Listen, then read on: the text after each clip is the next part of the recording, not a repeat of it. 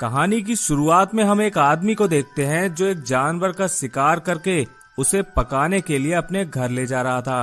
वहाँ उसका डॉगी होता है जो सो रहा था। जब वो अपने डॉगी को छू कर देखता है तो वो मर चुका था, मानो किसी ने उसे बीच से चीर दिया हो। इसके बाद हम 5 दोस्तों को देखते हैं जो अपनी गाड़ी से कहीं जा रहे थे। वो एक पेट्रोल पंप पर रुकते हैं जहाँ पर एक बच्चा बैठा था जिसने खरगोश का मास्क पहन रखा था। इन दोस्तों में से एक आदमी जिसका नाम जस्टिन था उस बच्चे के पास जाता है और कुछ पूछने से पहले ही वो बच्चा जस्टिन के हाथ पर बहुत तेजी से काट लेता है।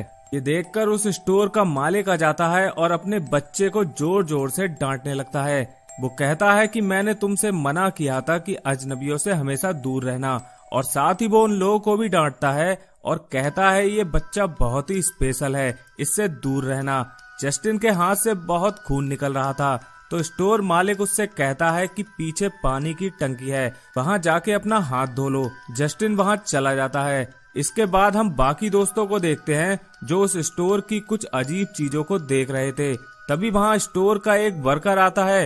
वो उनसे पूछता है कि तुम लोग कहाँ जा रहे हो। ये लोग कहते हैं हम वेकेशन मनाने लेक के किनारे जा रहे हैं। तो वर्कर उनसे कहता है कि तुम जहाँ पर जा रहे हो वो बहुत ही खतरनाक जगह है, वहाँ पहले भी कई लोग अपनी जान गंवा चुके हैं। मगर ये लोग उस वर्कर की एक भी बात नहीं सुनते और वहाँ से निकल जाते हैं। जब ये लोग अपनी मंजिल पर पहुँचते हैं तो उन्हें पता चलता है कि वहाँ पर ना तो कोई टीवी है, ना ही नेटवर्क और ना ही कोई इंटरनेट। इसके बाद हम जेफ को देखते हैं जो GTA गेम का बहुत शौकीन था। वो अपनी नकली सी दिखने वाली गन को लेकर शिकार के लिए निकल जाता है, मगर इसकी गन नकली नहीं थी। ये अपने गेम की प्रैक्टिस कर ही रहा होता है कि तभी इसकी गोली एक आदमी के पैर में लग जाती है। ये आदमी बहुत ही अजीब था और खून से लथपथ था और सिर्फ एक ही बात बोल रहा था कि उसकी मदद करो, मगर जैब उसकी एक बात नहीं सुनता और वहाँ से भाग जाता है। जब वो केविन पहुँचता है तो वो इस बारे में किसी को कुछ भी नहीं बताता। फिर हम रात को इन सब को एक साथ देखते हैं जो एक दूसरे को अपने सीक्रेट बता रहे थे। अगले सीन में हमें ये लोग घर के अंदर होते हैं और सब आपस में बात कर रहे थे कि तभी इनके केबिन के दरवाजे की घंटी बजती है और इसके बाद शुरू होता है असली खेल। दरअसल इनके गेट पर वही आदमी था जिसे जेफ ने पैर पर गोली मारी थी। ये लोग उसे देखकर बहुत ज्यादा डर जाते हैं और दरवाजा बंद कर लेते हैं क्योंकि वो आदमी और भी ज्यादा घिनौना हो चुका था। तभी वो आदमी इनकी गाड़ी चुराने की कोशिश करता है, मगर ये लोग उसे ऐसा नहीं करने देते। लेकिन इनकी गाड़ी में अब हर जगह बस खून ही खून था। तभी वो आदमी बाहर निकलता है जिस पर कैरिन पेट्रोल छिड़क देती है, जिसकी वजह से उस आदमी को आग की लपटें पकड़ लेती हैं और वो जल के मर जाता है। ये लोग बहुत ज्यादा डर जाते हैं और आपस में डिस्कस करते हैं कि हम पुलिस को सब कुछ बता देंगे कि ये एक एक्सीडेंट था, हमने इस आदमी को जानबूझकर नहीं मारा। सुबह पॉल और जेफ गाड़ी ठीक करने के लिए मैकेनिक को ढूंढने जाते हैं। रास्ते में उन्हें एक घर दिखता है। जब ये लोग अंदर जाते हैं तो वहाँ एक ओल्ड लेडी एक सुअर को चाकू से फाड़ रही थी। ये लोग उससे पूछते हैं कि यहाँ हमें कोई मैकेनिक मिलेगा, तो वो ओल्ड लेडी कहती है कि यहाँ कोई मैकेनिक नहीं है, इसके लिए तुम्हें शहर जाना होगा। तभी वहाँ ये लोग उस आदमी की फोटो को देखते हैं जो जल के मर गया था। वो ओल्ड लेडी इन्हें बताती है कि वो इनका कजन है और कई दिनों से लापता है, तुमने इसे कहीं देखा है क्या? मगर ये लोग उस बारे में उस ओल्ड लेडी को कुछ भी नहीं बताते और वहाँ से चले जाते हैं। तभी हम जस्टिन को देखते हैं जो केबिन के बाहर निकलता है और वहाँ एक लेडी ऑफिसर से मिलता है जो जीप की हालत को देखकर जस्टिन से पूछती है कि आखिर यहाँ पर क्या हुआ था। जस्टिन उस ऑफिसर को सब कुछ बता देता है और वो ऑफिसर रिपोर्ट लिखकर वहाँ से चली जाती है। इसके बाद हम मैरी को देखते हैं जो अपने कमरे में सो रही थी। उसे देखकर लग रहा था जैसे उसकी तबीयत कुछ ठीक नहीं है। इसके बाद सीन शिफ्ट होता है और हम जस्टिन और जेफ को देखते हैं जो अपनी गाड़ी साफ कर रहे थे। तभी वहाँ एक डॉगी आ जाता है जो इन लोगों पर जोर जोर से भौंकने लगता है। ऐसा लग रहा था जैसे वो बहुत गुस्से में हो। तभी वहाँ कैरन उस कुत्ते को गन से डराकर भगा देती है। अगले सीन में हम जस्टिन और मैरी को देखते हैं जो संबंध बना रहे थे। तभी जस्टिन के हाथ पे ब्लड लग जाता है जो मैरी के प्राइवेट पार्ट से निकल रहा था। जस्टिन भागकर सभी को बुलाने जाता है और सभी वहाँ आ जाते हैं और ये सब देखकर चौंक जाते हैं। तभी जेफ इन लोगों से कहता है कि मैरी इन्फेक्टेड हो चुकी है और हमें इससे दूर रहना होगा।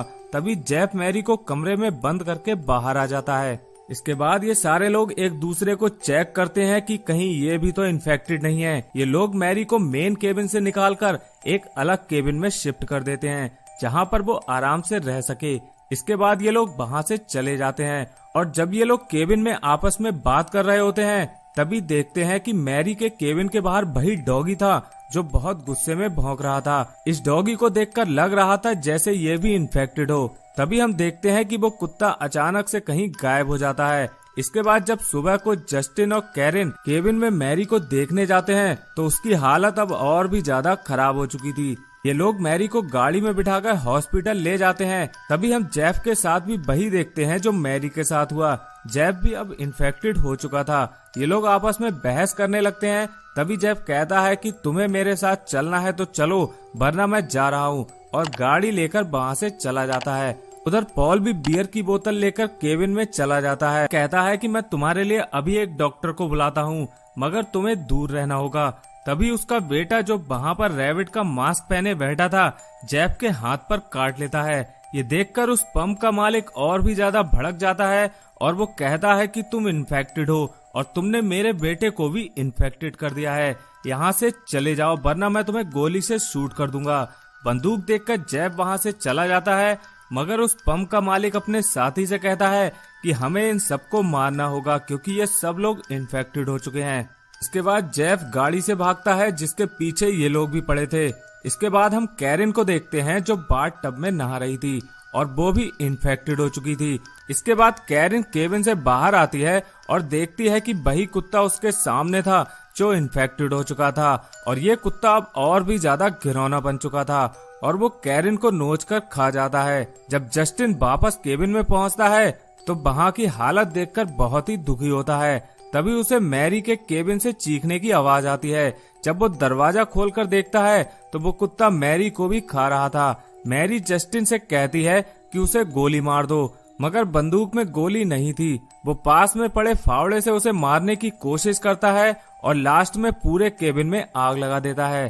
तभी वहाँ जेफ आ जाता है जो जस्टिन से कहता है कि वो लोग आ रहे हैं और वो हमें मार देंगे। इतने में जेफ के सिर पर एक गोली पड़ती है और वो वहीं पर मर जाता है। मगर इससे पहले ये लोग जस्टिन को मार पाते, जस्टिन अपनी बंदूक से इन सभी को ढेर कर देता है। इसके बाद जस्टिन को वही ऑफिसर मिलती है जो इनसे केबिन पर मिलने आई थी। वो ऑफिसर से कहता है कि इन सबका जिम्मेदार तुम हो, तुमने कोई मदद नहीं भेजी और ना ही कोई डॉक्टर को भेजा। साथ ही ये भी कहता है कि वो उसे शहर का रास्ता बताए ताकि वो अपना इलाज करवा सके। वो ऑफिसर जस्टिन को रास्ता बता देती है लेकिन जब रास्ते पर वह जाता है तो उसे वहाँ पर कुछ भी नहीं मिलता। चारों तरफ सिर्फ जंगल ही जंगल था और जस्टिन भी वहीं पर मर जाता है। इसके बाद हम पॉल को देखते हैं जो बियर की बोतल लेकर केबिन में चला गया था। जब वो बाहर आता है तो हर तरफ खून ही खून था। वहाँ कई सारी बॉडीज पड़ी थी। तभी वो जेफ की बॉडी से कहता है कि मैंने कहा था मेरी बात मान लो, तुम लोगों ने किसी ने भी मेरी बात नहीं सुनी। तभी वो खुश हो रहा होता है कि सिर्फ वो ही बचा है और सारे लोग मर चुके हैं। तभी पॉल के भी कहीं से एक गोली लगती है और वो भी मर जाता है। ये गोली उसी लेडी ऑफिसर ने चलाई थी और इस तरह मूवी का एंड हो जाता है। तो दोस्तों, अगर आपको इस मूवी का एक्सप्लेनेशन पसंद आया हो तो इस वीडियो को एक लाइक जरूर कर दें। साथ ही चैनल को सब्सक्राइब करने के बाद बेल आइकन दबाना बिल्कुल भी ना भूलें।